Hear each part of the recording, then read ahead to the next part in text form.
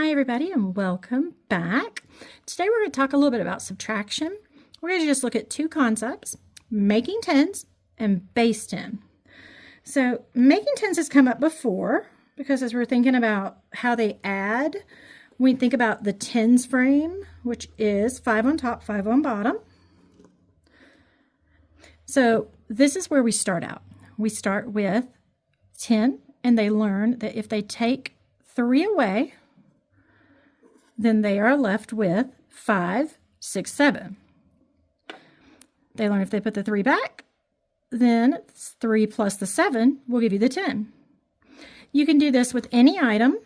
Dried beans are great for this. And you can even teach them how to make their own 10 frame. It is a little tricky because you're trying to get an odd number. I always end up with 4 and then have to make my last one, because doing odd number pieces are really tricky. So you can do it with drawings. That is an option. But making sure that they can make 10 in all of its different ways is really important, because you can do 10 minus 0, 10 minus 1, 10 minus 2, and figure out all of these things just using something as simple as a box that can be colored in with different colors, or something that you can have physically that you can count with. So this is making tens. Now, base 10 is when we get into a little bit larger of a number. So if we're looking at doing something like 24 minus 6 equaling an unknown, we might start with 20 and then 4 to make 24. The problem is you can't take 6 away from this because you only have 4. So what the students have to learn how to do is how to break up the 10. Now, we're accustomed to doing this when we do standard algorithms, but if you don't understand what the meaning is for taking and removing something and putting something in its place, that kind of makes it tricky. So I'm going to grab 4 more to put in my hand so I make sure I have all 10 of mine. 1, 2, 3, 4, 5, 6, 7, 8, 9, 10. So I am doing a trade. I am removing a 10 and placing 10 of these in.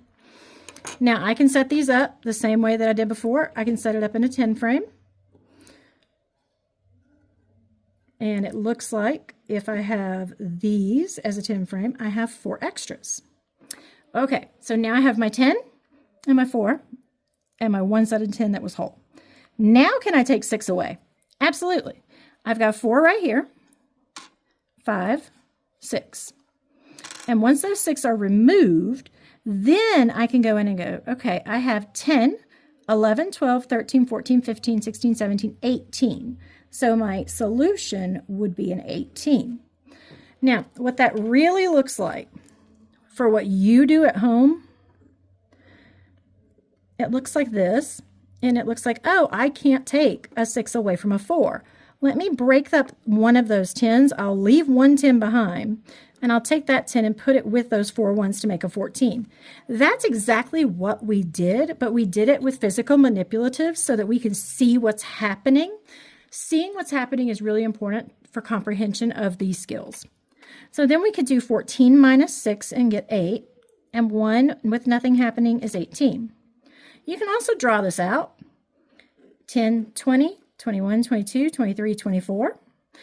And with this, you're going to say, hey, I can't take 6 of those away. There are only 4. Let me trade that 10 in for 10 ones. Now I can take 6 away. 1, 2, 3, 4, 5, 6. I have 1 10 and 8 ones left. Either way you go, 18 becomes our answer.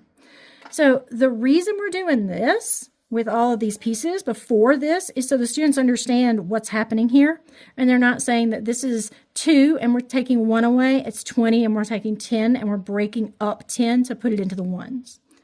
So that's the tricky part about the subtraction piece.